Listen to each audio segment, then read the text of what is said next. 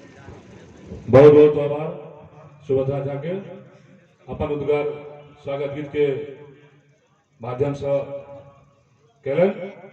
आओ बिना कोई विलंब के जना परंपरा रहा कोनो भी कार्यक्रम के शुभारंभ करवा के लिए संचालन करवा